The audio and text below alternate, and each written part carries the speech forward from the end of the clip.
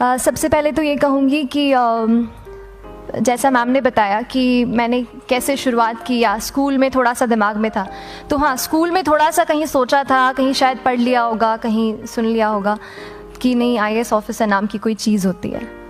लेकिन तब ये भी नहीं पता था कि यार UPSC नाम की कोई एग्ज़ाम है, सिविल सर्विस एग्ज़ाम है, उससे और भी पोस्ट में आप सिलेक्ट हो सकते हैं, ऐसा कुछ नॉलेज नहीं था। जब मैं अपने कॉलेज लेवल में आई, जब कॉलेज में एडमिशन लिया, मैंने भोपाल से ही प्राइवेट इंजीनियरिंग कॉलेज से केमिकल इंजीनियरिंग किया है, और उस दौरान मुझे जब मैंने सोचना शुरुआत की कि क्या बनना है, कंटेम्पलेट किया कि एग्जैक्टली क्या करियर चाहती हूँ, तो लगा कि यार कहीं जो पुरानी ड्रीम थी, एक जो सपना था, वो अभी उसको सामने लाना चाहिए। इस एग्ज़ाम के बारे में जो चीज़ें मुझे 1-2 साल में समझ में आई हैं, वो कुछ चीज़ें मैं आपसे शेयर करना चाहती हूँ। सबसे पहली चीज़ जो पहले जय और रचना हम दोनों बोल चुके हैं कि कंसिस्टेंसी। आप अगर दिन में, कई बार हमसे सवाल पूछते हैं कि आप कितने घंटे पढ़ाई करते हैं, तो देखिए घंटे मैटर नहीं करते। कोई 17-18 घंटे हमें नहीं पढ़ना है, उतना हम पढ़ भी नहीं सकते। एक दिन पढ़ सकते हैं, दूसरे दिन नहीं पढ़ पाएंगे। 5 से 6 घंटे ही आपको देने हैं या उतने निकालने हैं, पर वो जो वक्त आप अपनी पढ़ाई को देते हो, वो कंसिस्टेंटली आपको रोज़ उतना ही अपने पढ़ाई को देना है। Consistency is the key, that is the first and the most important thing जो आपको ध्यान में रखनी है। दूसरी चीज़ इस एग्ज़ाम में मुझे लगता है इक्वली इम्पॉर्टेंट है, क्योंकि ये जर्नी लंबी होती है। जैसे एग्ज़ाम ही 1 साल तक चलती है, आप प्रीलिम्स देते हैं, फिर आप मेंस देते हैं, आप इंटरव्यू में जाते हैं पर्सनालिटी टेस्ट के लिए, तो एग्ज़ाम 1 साल तक खुद चलती है। उसके पहले मान लीजिए आप 1-1.5-2 साल पहले से प्रिपेयर कर रहे हो, तो ये जर्नी काफ़ी लंबी रहती है। उस जर्नी में मेंटली अपने आप को मोटिवेट रखना, अपने आप को बूस्ट करते रहना, वो भी इक्वली इम्पॉर्टेंट है, और इसीलिए अपने आप पर भरोसा बेहद ज़रूरी है। You need to have a faith in yourself कि अगर आपने इसमें कदम रखा है, अगर आपने सोचा है कि आप सिविल सर्विस एग्ज़ाम देना चाहते हैं और देंगे, तो आपको ये ठान के उसमें जाना है कि हाँ, मैं ये कर सकता या कर सकती हूँ। ये एक अपना मोटिवेशन, अपने साथ एक फेथ, बिलीफ अपने ऊपर आपको हमेशा रखना है। कमिंग टू प्रेपरेशन की कैसे तैयारी करनी है, बहुत सारी बातें आप सुन चुके हैं कि आंसर राइटिंग में कैसे करना होता है, आंसर राइटिंग का स्ट्रक्चर कैसा होना चाहिए। तो मैं शुरू में सबसे पहले ये कहूँगी कि मेरे प्रिपरेशन का बेस 2 चीज़ें रहीं। पहला था करंट अफेयर्स। करंट अफेयर्स इसलिए मैंने उसको उसी से शुरुआत की क्योंकि करंट अफेयर्स सबसे इंटरेस्टिंग पार्ट होता है। कई बार आपको हिस्ट्री कभी बोरिंग लगेगी, कई बार आपको लगेगा ज्योग्राफी इतना, कभी हर किसी के अपने अपने फेवरेट्स होते हैं। तो मुझे वो जो सब्जेक्ट्स लगते थे कि यार इतना मन नहीं करता है, लेकिन न्यूज़पेपर्स और करंट अफेयर्स में जो भी नया चल रहा है वो मुझे हमेशा इंटरेस्टिंग लगता था। इंटरनेशनल रिलेशंस में क्या हो रहा है, क्या सोशल रियलिटीज़ हैं, कहाँ क्या हुआ, उसका क्या इम्पैक्ट पड़ेगा एडमिनिस्ट्रेशन पे और हमारी कंट्री पे, तो उसको आप अपना एक बेस बना सकते हो। आप करंट अफेयर्स बेस्ड प्रिपरेशन कर सकते हैं, इसलिए भी क्योंकि अगर आप मेंस एग्ज़ाम देखेंगे तो काफ़ी डायनामिज्म आ गया है, केवल प्रीलिम्स में नहीं बल्कि जनरल स्टडीज़ पेपर 2, पेपर 3 में भी आप देखेंगे कई सारे ऐसे सवाल हैं जो करंट इवेंट्स से इंस्पायर्ड होते हैं, उन पे बेस्ड रहते हैं। तो जब आप न्यूज़पेपर बेस्ड, करंट बेस्ड पढ़ाई करते हैं तो वो आपका प्रिपरेशन वहाँ से भी कवर हो सकता है। दूसरी जो चीज़ मैंने जिस पे बहुत फोकस किया वो थी आंसर राइटिंग। तो आंसर राइटिंग का, जैसे खान सर बता रहे थे कि आंसर राइटिंग की प्रैक्टिस बहुत की, तो उसके पीछे मेरा ये था कि जब मैं हमेशा प्रीलिम्स का कोई भी पेपर टेस्ट देती थी, हम मॉक टेस्ट देते हैं, तो मॉक टेस्ट देती थी तो हमेशा मेरे मार्क्स करीब 90 to 110, 120, इससे ऊपर मेरे कभी मार्क्स नहीं जाते थे।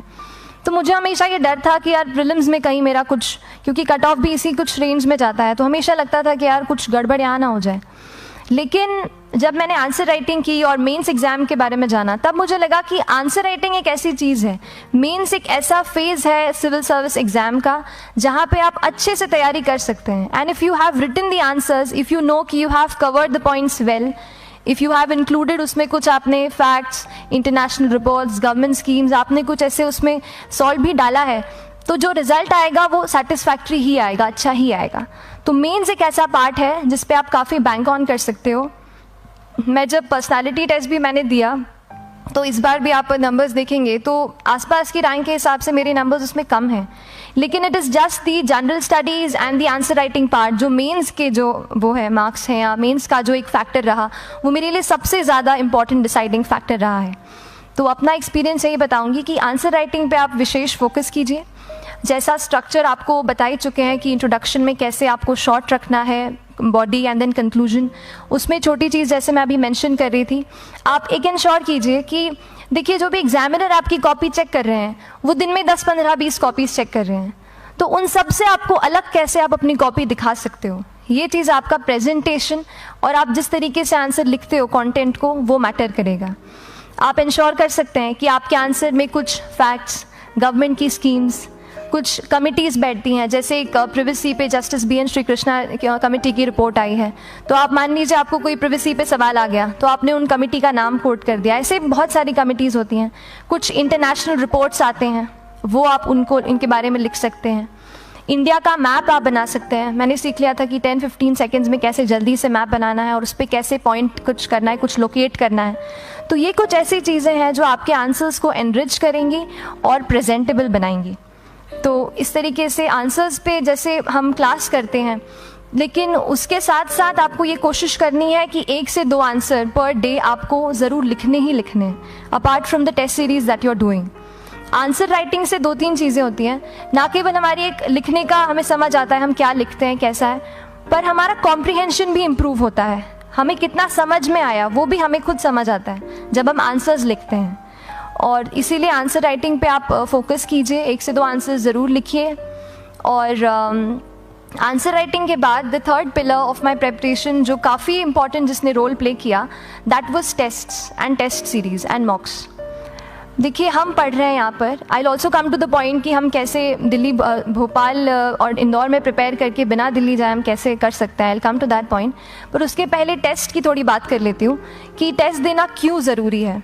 हम ये जो एग्ज़ाम दे रहे हैं सिविल सर्विस की, ये एक ऑल इंडिया लेवल एग्ज़ाम है and this cut throat competition.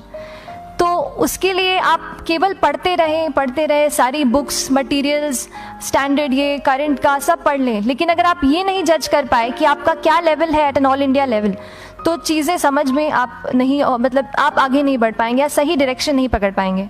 तो इसलिए आप टेस्ट से घबराइए मत। कई बार टेस्ट का इनर्शिया होता है, ऐसे लगता है कि जब तक पूरा सिलेबस कंप्लीट नहीं कर लूँ तब तक टेस्ट नहीं दूंगा, लेकिन सच में बात ये होती है कि जब तक हम GS के मतलब पेपर देने अंदर भी घुसते हैं ना, तब भी उस सेकंड पे लग रहा होता है कि कुछ छूट गया है हमारा। तो ये चीज़ होगी ही, इसीलिए ये मैं कभी मत सोचिए कि जब तक पूरा सिलेबस नहीं कर लूँ टेस्ट नहीं दूंगा। जैसे आपका एक थोड़ा बेस बन जाता है प्रिपरेशन का, आप टेस्ट दीजिए, चाहे वो प्रीलिम्स का MCQ का टेस्ट हो या मेंस का राइटिंग स्किल की प्रैक्टिस हो, टेस्ट पे आप फोकस कीजिए। उसके बाद टेस्ट केवल देने के लिए नहीं देना है, उसको एनालाइज भी अच्छे से करना है। When you get the answer hints, when you get the answer keys, analyse properly कि आपकी क्या गलती हुई है और उससे भी सीखने की कोशिश कीजिए कि क्या कुछ नया मुझे इस टेस्ट पेपर से या इस आंसर कॉपी से मिल सकता है। तो इस तरह से टेस्ट पे भी आप फोकस कीजिए। And I will come lastly to the point कि जब मैंने प्रिपरेशन शुरू की थी अपने कॉलेज के 2nd ईयर 3rd ईयर आते आते, तो मन में बहुत सारे फियर्स थे। मैं भी एक नॉर्मल फैमिली से हूँ, मेरे फैमिली में किसी ने आज तक सिविल सर्विस का पेपर भी नहीं लिखा था, तो मन में बहुत सारे फियर्स थे, डाउट्स थे, क्या होगा, कैसे होगा। तो हो सकता है आपके मन में भी ऐसा होगी। बस एक चीज़ है, आप ज्वाइन करते हैं class, that will only provide you a direction. वो आपका रास्ता दिखा सकते हैं आपको कि इस रास्ते पर आपको चलना है, लेकिन चलना उस रास्ते पे आपको खुद है। You have to work on your own. कभी ये मत सोचे कि मैं वहाँ नहीं जा पा रहा हूँ तो नहीं हो सकता, यहाँ है, तो हम एक्सक्यूज़ेस बनाते हैं। कई बार चैलेंजेस आते हैं। तो मैंने कॉलेज के साथ प्रिपरेशन की, तो उसमें भी काफ़ी दिक्कत आती थी। कभी कभार कॉलेज की एग्ज़ाम होती थी तो इसमें मैं अपना उतना वक्त नहीं दे पाती थी। तो उस मोमेंट पे फिर प्लानिंग ने मुझे बहुत हेल्प किया कि हम किस तरीके से अपने कॉलेज के एग्ज़ाम के लिए प्लान कर लें। जैसे मैंने इंजीनियरिंग की है और मुझे पता है कि हम इंजीनियर्स 1 महीने से ज़्यादा पहले से पढ़ते नहीं हैं। पढ़ते हैं क्या? तो वो चीज़ आप ध्यान रख सकते हो, उसको अपना स्ट्रॉन्ग पॉइंट बना सकते हो। 1 से 1.5 महीना जब exam is approaching, I use to plan my entire syllabus का प्रिंट आउट निकाल के I use to make my notes. उस तरीके से उसको मैं उसको संभाल लेती थी। तो whenever you are managing those things together, focus on planning. किस तरीके से आप एक माइक्रो प्लान बनाएं, अपना डेली एक प्लान बनाएं, वीकली टारगेट सेट करें और एक ब्रॉड विजन दिमाग में रखें कि ब्रॉडली आप मंथ्स में क्या कवर करने वाले हैं। अगर आप प्लानिंग अच्छे से करते हैं तो ज़्यादातर पोर्शन आपका वहीं से कवर हो जाता है, और जब आप टारगेट्स बनाते हैं, उनको टिक करते हैं, तो एक सेंस ऑफ कंप्लीशन भी आपको मिलता है कि yes I am on the right path और मैं सही जा रहा हूँ या जा रही हूँ। तो इस तरीके से प्लानिंग पे भी इक्वली फोकस कीजिए।